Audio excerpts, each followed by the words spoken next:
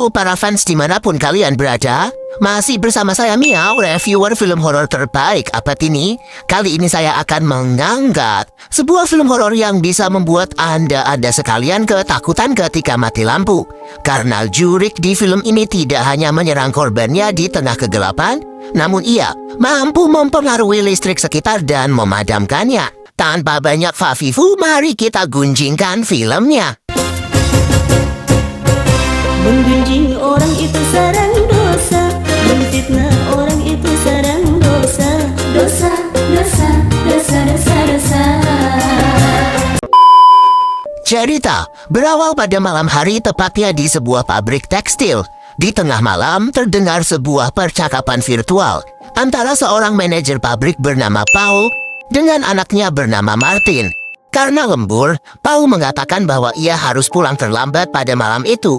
Meskipun Martin di rumah tampak khawatir dan takut atas perilaku ibunya yang terlihat aneh. I don't think she's feeling good. Don't worry, I'm working on getting her better, okay? She's been talking to herself. Selain Paul, di sana juga ada asistennya yang masih harus memeriksa beberapa stok barang di gudang pabrik tersebut. Tapi saat dia memasuki sebuah ruangan, dia dikejutkan dengan penampakan hitam legam yang muncul setiap kali ia mematikan lampu. Saat asisten tersebut memberitahu Paul yang sedang fokus tak menghiraukannya dan justru menyuruh asistennya untuk pulang saja. Paul, I saw something. There was something in the back room. Be careful on your way out, okay? Tidak lama, saat Paul hendak pulang, penampakan itu kembali muncul di sisi gelap lorong yang ingin dilewatinya. Paul yang ketakutan pun kembali mengunci diri di ruangan kerjanya, meskipun usahanya sia-sia saja karena lampu tiba-tiba padam. Lalu penampakan itu mengejar dan menyerangnya hingga Paul tewas.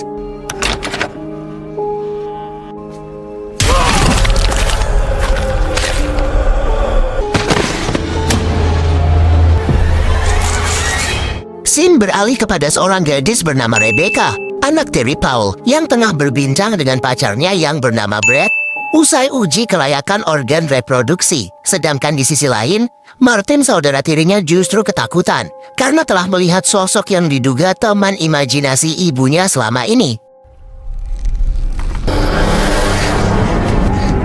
Beberapa hari kemudian, Rebecca dipanggil dinas pengawasan anak karena mendapatkan laporan bahwa akhir-akhir ini Martin sering tertidur di kelas dan mengganggu jadwal belajarnya. Setelah dicari tahu, penyebab Martin tidak fokus karena perilaku aneh sang ibu yang kerap kambuh pasca kematian Paul. And it's harder for you because you can't talk to mom about it. Let's go. I'll get you home. Where you live? Singkat cerita, Rebecca ingin membawa Martin untuk ikut bersamanya. Saat Rebecca sampai, sang ibu yang diketahui bernama Sophie merasa senang dan terharu karena setelah sekian lama meninggalkan rumah, akhirnya Rebecca pulang. Becca, hi.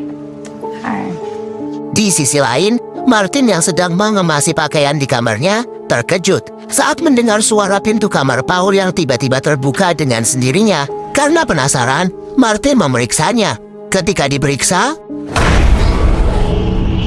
ya, muncullah sosok bayangan di balik pintu yang seakan mengusirnya. Kembali lagi ke Rebecca yang sedang berbincang dengan sang ibu. Sempat sedikit berdebat, akhirnya Rebecca nekat membawa Martin pergi untuk tinggal di rumah Rebecca. Langkah ini dipilih sebab menurutnya kondisi Sophie dan rumahnya saat ini tidak aman dan tidak nyaman untuk psikologi Martin. Rebecca, Di malam hari, Rebecca menyiapkan makan malam seadanya untuk Martin sambil ngobrol-ngobrol santuy hingga tak terasa malam pun berlarut dengan cepat. Saat tengah malam, Rebecca terbangun karena merasa Martin telah menghilang dari sampingnya. Bersamaan dengan munculnya sosok bayangan hitam di depan pintu kamar. Merasa takut, Rebecca berlari menuju ke kamar mandi dan ternyata ia kaget melihat Martin yang sedang terbaring tidur di sana. Pada suatu hari, Martin kembali dijemput petugas pengawasan anak atas perintah Sophie. Sophie menganggap dirinya lebih pantas untuk merawat Martin. Setelah Martin dibawa, Rebecca dikejutkan dengan goresan nama Diana di lantai rumahnya. Nama itu mengingatkannya dengan masa kecilnya ketika terdapat sosok tak kasat mata yang datang dan seolah memaksa ingin menjadi bagian dari keluarganya.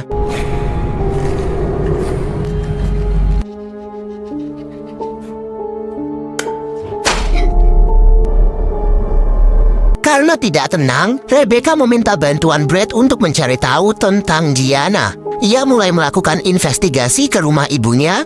Dengan keadaan rumah yang nampak sunyi dan sepi, tidak menghalangi Rebecca untuk menuntaskan niatnya. Pencarian dimulai dari kamar peninggalan Paul. Di situ, mulai terasa aneh sebab keadaannya seolah sengaja dibiarkan gelap tanpa penerangan hingga ia menemukan sebuah foto. Ternyata itu adalah foto kebersamaan Sophie dengan Diana yang sedang berada di sebuah rumah sakit jiwa serta beberapa catatan medis lalu catatan tentang Diana beberapa tahun yang lalu. Diana diketahui memiliki kelainan berupa penyakit kulit yang membuatnya sensitif terhadap cahaya. Sayangnya Diana meninggal, sehingga sejak kematiannya, arwah Diana terus mengikuti Sophie. Hal itu juga disebabkan karena Sophie memiliki kondisi kejiwaan yang lemah, apalagi di masa-masa sulit seperti ini.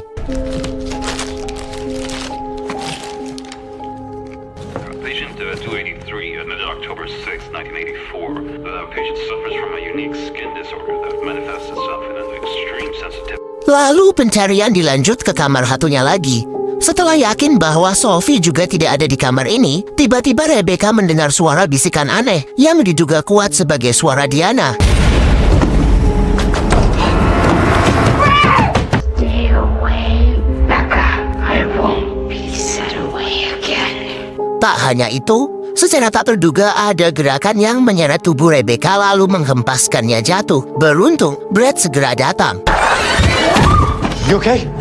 What happened? Dan setelah itu, keduanya bergegas pergi sambil membawa berkas tadi sebagai barang bukti. Di satu sisi, Sophie berhasil membujuk Martin agar mau ikut pulang bersamanya. Setelah sampai rumah, Sophie mengajak Martin untuk menonton TV bersama di ruang tengah. Namun tiba-tiba, Sophie mematikan lampu ruangan itu sebagai syarat untuk memperkenalkan temannya Diana. Keep the lights out.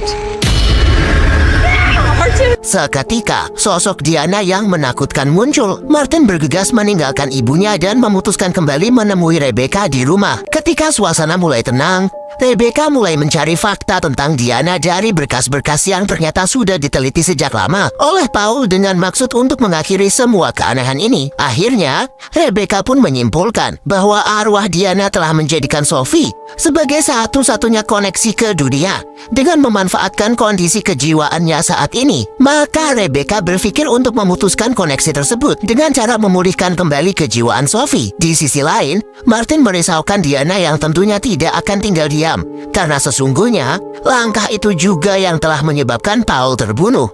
Diana won't let that happen. Why do you say that? Because that's what my dad was trying to do. Singkat cerita, malam itu mereka mendatangi Sophie dan berusaha memberitahunya tentang sosok yang dianggapnya selama ini sebagai teman hanyalah penampakan arwah orang yang sebenarnya sudah lama mati. Namun alih-alih mempercayainya, Sophie justru menganggap semua yang Rebecca katakan adalah akal-akalannya saja untuk mengambil kembali Martin darinya, dan ia pun langsung masuk ke dalam kamar. Meski mendapat perlawanan dari Sophie sang ibu, Rebecca sudah bertekad untuk menghentikan semua ini, terlebih demi keselamatan adiknya Martin. Maka dari itu, Brett pun sepakat bermalam di sana dengan membuat keadaannya jadi seterang mungkin.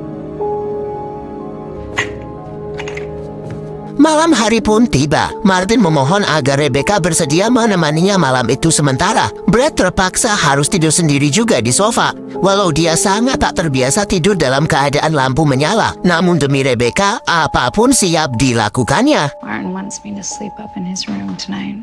He needs you more than I do right now.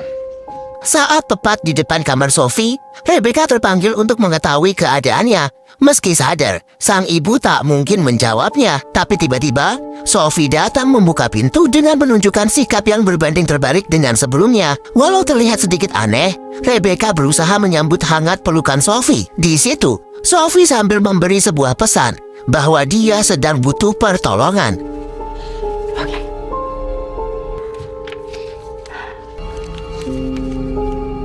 Setelah itu, Rebecca mencari stok obat yang sekiranya dapat membantu Sophie untuk mengatasi masalahnya. Namun karena tak ditemukan, maka Rebecca pun bersiap untuk tidur. Hingga saat tengah malam, tiba-tiba... ya, lampu di rumah Sophie padam. Sehingga Rebecca yang baru saja ingin tidur pun terbangun. Dengan membawa senter, dia memeriksa keadaan di dalam rumah. Dan ternyata, Brad sudah tidak di tempatnya. Mau tidak mau, Rebecca harus menuruni basement untuk mengecek keadaan panel kelistrikan di rumah tersebut.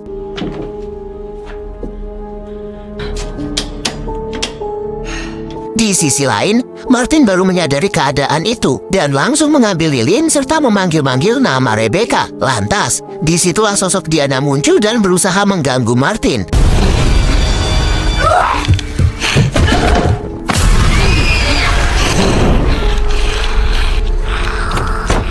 Beruntung, walau hanya membawa lilin tentunya sudah cukup untuk mengusir makhluk itu dan menerangi keadaan sekitar. Sehingga Martin berhasil menemukan kakaknya. What are you doing? Don't leave me again.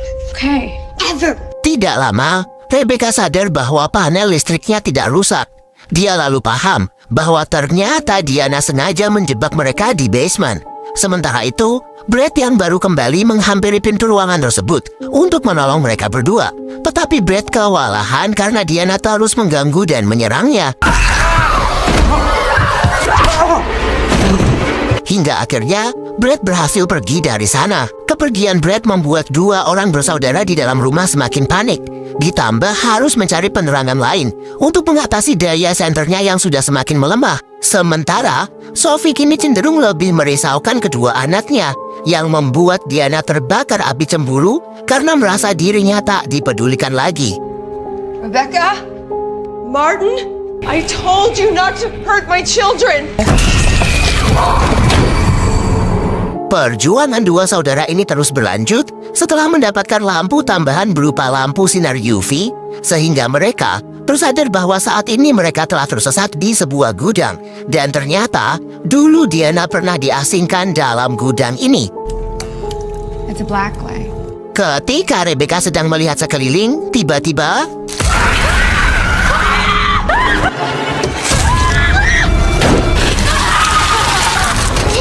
ya, muncullah Diana yang berusaha menarik Rebecca, namun Diana meleleh terbakar dan pergi karena terkena sorot lampu senter Martin. Di sana, Martin memanggil ibunya untuk meminta bantuan. Tetapi dia tidak tahu kalau saat ini ibunya masih pingsan akibat amukan dari Diana. Saat mereka terpojok dan hampir putus asa, muncul bantuan dari kepolisian, yang ternyata Brad lah yang telah mengundang mereka untuk datang ke sana. Singkatnya, dua orang polisi berhasil menemukan kedua saudara itu, meskipun gangguan dari Diana datang lagi dan meneror mereka. Sehingga, satu dari dua polisi tersebut tewas di tempat.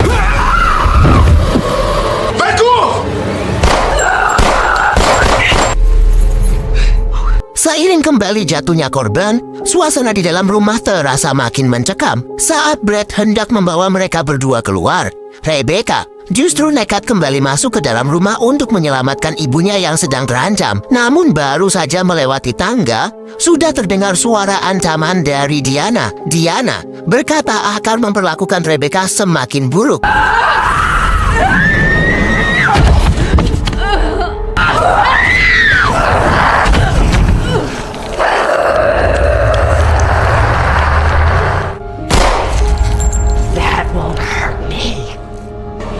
Saving your lives.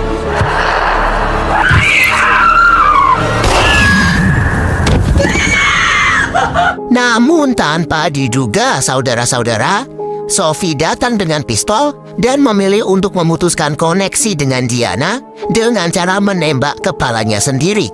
Berakhirnya teror Diana di keluarga ini telah meninggalkan kepiluan mendalam. dari dua saudara yang kini resmi menjadi yatim piatu. Tamat, ending yang sangat gelap. Pesan yang bisa kita ambil dari film ini adalah bayarlah listrik supaya tidak mati lampu dan sediakanlah lampu darurat. Itu, saya Miao bersama jajaran kucing takut mati lampu lainnya mengucapkan selamat beristirahat dan waspadalah karena bisa saja dia mengintaimu ketika gelap.